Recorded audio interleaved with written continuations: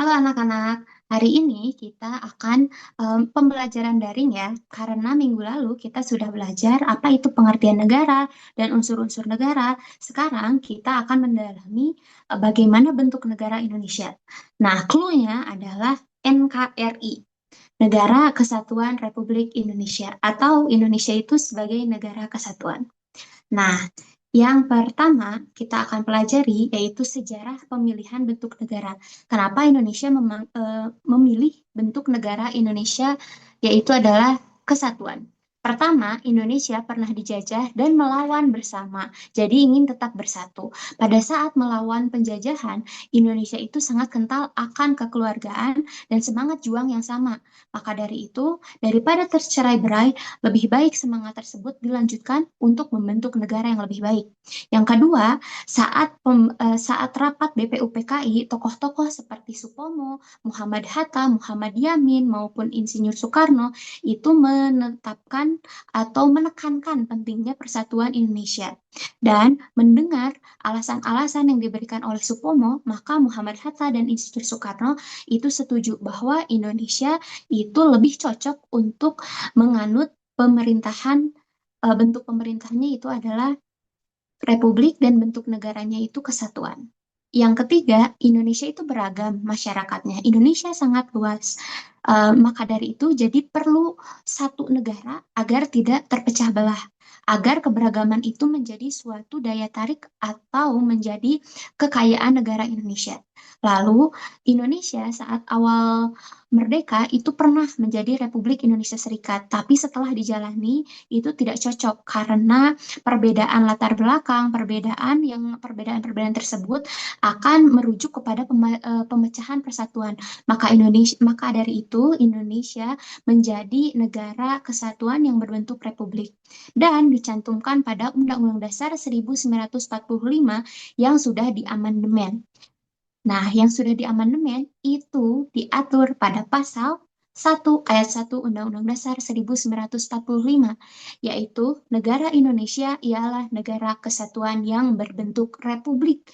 Nah, di sini sudah sangat jelas bahwa Indonesia itu menganut pemerintahan, sistem pemerintahannya itu adalah presidensil, bentuk negara Indonesia adalah kesatuan, dan bentuk pemerintahan Indonesia adalah republik. Itu berdasarkan asal-usul yang barusan, disesuaikan dengan sejarah Indonesia dan kehidupan masyarakat Indonesia sehari-hari. Selanjutnya, nah, apa itu pengertian dari negara kesatuan? Negara kesatuan merupakan bentuk pemerintahan atau bentuk negara di mana kekuasaan pemerintahan pusat sangat dominan dan harus dominan.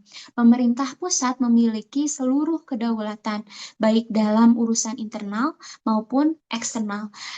Urusan internal itu mencakup pendidikan, transportasi, pembangunan, jalan-jalan jalan raya yang sering kita gunakan setiap hari. Nah, untuk urusan eksternal itu adalah hubungan negara Indonesia dengan kerjasama-kerjasama ke luar negeri. Selanjutnya, ini adalah ciri-ciri negara kesatuan plus bukti bahwa Indonesia adalah negara kesatuan. Pertama, itu pasti satu konstitusi. Konstitusi tertulis Indonesia adalah Undang-Undang Dasar 1945. Itu adalah susunan tertinggi atau dasar hukum tertinggi di Indonesia. Yang kedua adalah satu kepala negara, yaitu dipimpin oleh presiden. Kepala negara ini dari Sabang sampai Merauke itu satu, yaitu presiden. Begitupun dengan kepala pemerintahan, tetap satu. Presiden, tidak ada yang lain lagi. Selanjutnya ada satu parlemen. Parlemen atau bahasa kitanya itu lembaga perwakilan, seperti MPR, DPR, dan DPD. Nah, kita udah belajar ya kemarin apa sih singkatan dari MPR, DPR, dan DPD. Nah, selanjutnya satu sistem pemerintahan pusat. Tetap seperti contohnya nih sistem pemerintahan pusat. Kita ibu kota ada ibu kota Indonesia itu di Jakarta. Terus selanjutnya pemerintahan pusat ada menteri-menterinya, ada. Semuanya terpusat dalam satu kebijakan yang sama atau di bawah konstitusi yang sama. Selanjutnya sistemnya ada dua, sistem sentralisasi atau desentralisasi. Nah, masih ingat Indonesia menganut sistem yang mana nih? Kalau sentralisasi atau desentralisasi? Desentralisasi kita pernah belajar ya, yaitu dalam otonomi daerah. Pelimpahan wewenang pemerintah pusat kepada pemerintahan daerah untuk memberikan yang terbaik kepada daerahnya atau mengurus daerahnya dengan baik dari segi administrasi, kebijakan, atau yang lainnya. Selanjutnya, nah ini bukti sudah ya bahwa presiden adalah pemimpin satu-satunya seluruh rakyat Indonesia. Presiden dipilih oleh rakyat secara langsung.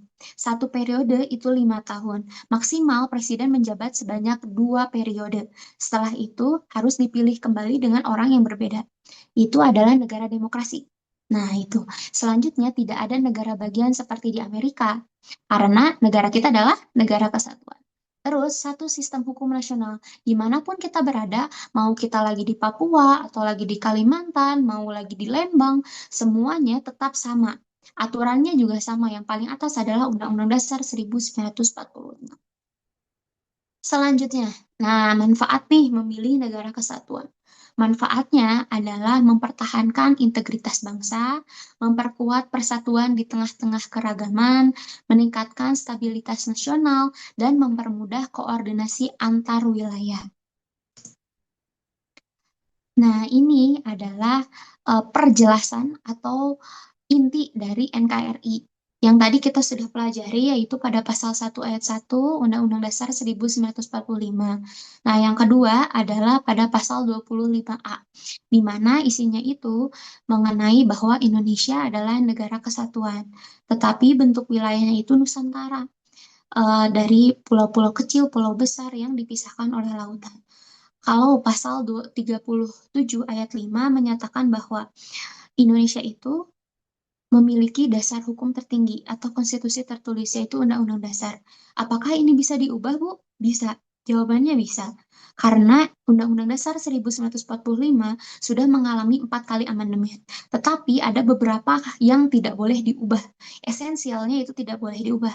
Yaitu adalah ini, bentuk negara Indonesia dan bentuk pemerintahan. Nah, itu diatur pada pasal ini. Ini tidak boleh diubah. Meskipun ke depannya Indonesia mengalami perubahan, karena perubahan zaman, Indonesia tetap tidak boleh mengganti bentuk negara Indonesianya, yaitu negara kesatuan. Nah, kita sudah memasuki kesimpulan bahwa Indonesia itu memilih bentuk negara kesatuan untuk memelihara persatuan dan kesatuan bangsa. Negara kesatuan memastikan bahwa seluruh rakyat Indonesia berada di bawah satu pemerintahan nasional. Kita memiliki tanggung jawab untuk menjaga dan memperkuat NKRI sebagai bentuk cinta terhadap tanah air. Maka dari itu, kita harus menyadari bahwa Indonesia adalah satu dan kita sebagai orang yang sangat beragam, karena setiap orang pasti sangat berbeda ya anak-anak, harus memiliki tingkat toleransi yang sangat tinggi. Bukan hanya kepada keluarga kalian, tetapi kepada seluruh. Semua orang pasti berbeda, tapi kalau kita memiliki tingkat toleransi dan tidak melanggar peraturan, itu harus dijunjung tinggi. Nah, sekian pertemuan dari Ibu.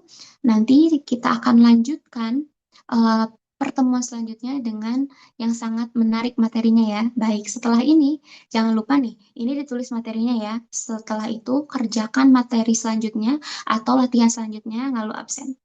Oke, sampai jumpa di pertemuan selanjutnya.